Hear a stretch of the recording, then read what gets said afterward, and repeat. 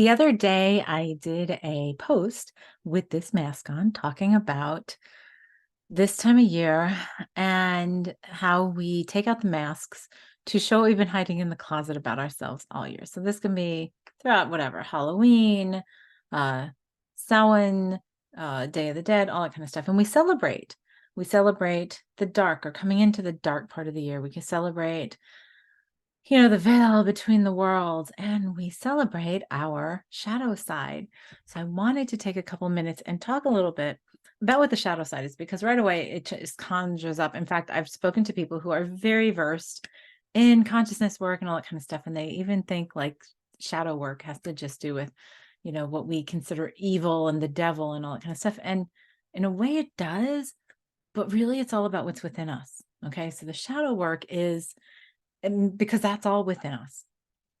And so the shadow work has to do with primarily when we start, it's looking at the part of ourselves that we've held in secret because that has prevented us from being authentically who we are as the person that we came here to be, right? And so how does that happen? That happens with shame a lot of times. It happens with allowing ourselves to believe we need to fit into a standard that the others give to us.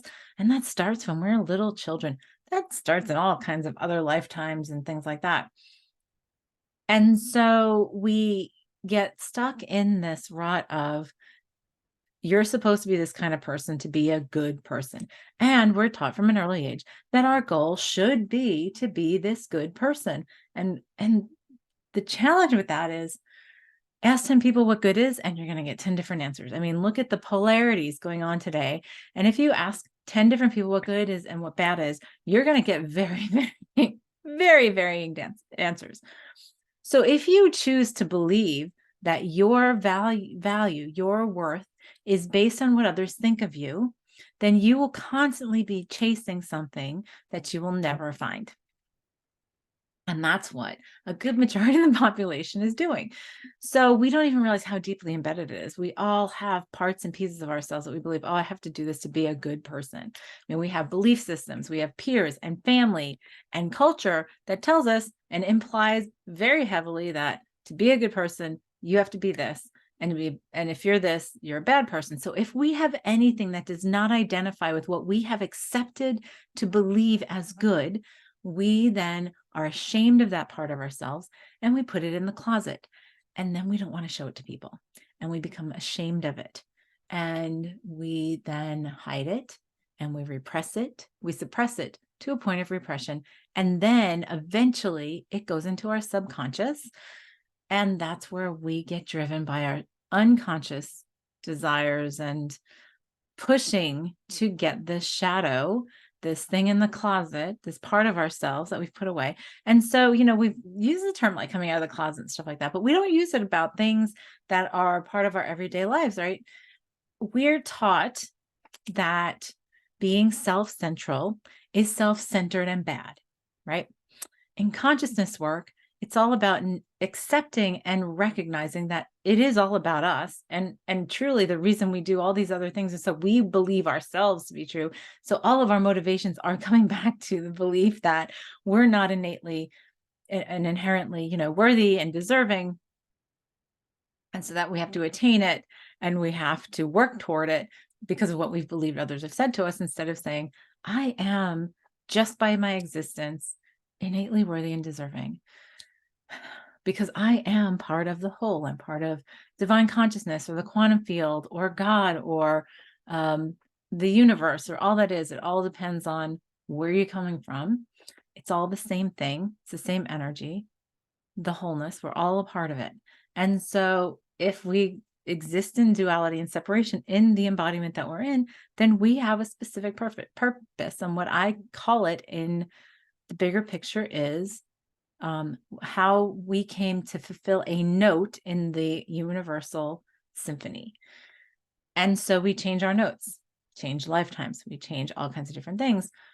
But coming back to the shadow, as long as we believe that our value and our deservingness come from outside of us, or that we have to hold up to some sort of gauge to compare ourselves to always work toward, then we are always going to be having a moving target and we will always be in lack.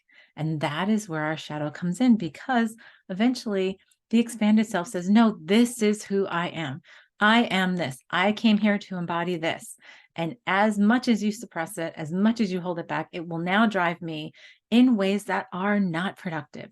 And until we break our reality to a point where we have to face it and then move on and move forward in our more authentic form. So our shadows are some of our best friends because they give us our biggest messages about what it is about ourselves to come to not only acceptance in, but to embrace and to love about ourselves. So we bring it out into the light to allow our wholeness, to allow our authenticity, because until we do that, we're not authentic. We pretend we are. We want to say, oh, I'm all the light. And, we even talk about this in the spiritual community. It's like, oh, I'm the light. I'm the light. And nobody ever said, I'm the dark. I'm the dark. I'm the dark. Right. However, in duality and separation, look at the yin yang, we have dark with the light. There is no dark. Think about it. There is no dark without light, because you have no concept of it. And there is no light without dark because you have no concept of it. It just is. So when we take away that duality and that separation, we recognize it's all part of the whole. And if we deny a part of ourselves from a place of understanding and love and acceptance, it becomes self-sabotaging and it becomes destructive. And that is why we have such a bad perception of, oh no, keep the shadow in the closet. It's going to cause all kinds of chaos and destruction if I let it out. Because many times we've held it in for a really long time because of what we've been taught, to accept about ourselves and not accept about ourselves.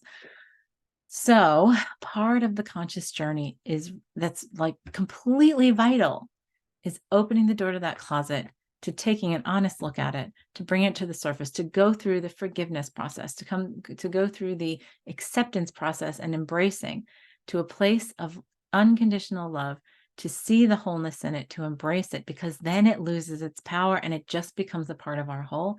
And then we are purely authentic, coming to a place of, I don't care what other people think of me. This is where I am. So just food for thought before we put the masks away and then we put the shadow back in the closet. And if you want to talk more about this, let me know. Write a note in the comments. I want to hear about your experience with your shadow work. And if not, send me a DM and we can talk about how to tap into that so that you can be the most authentic, productive, powerful you that is the fulfilled note in this universal symphony that you came here to be.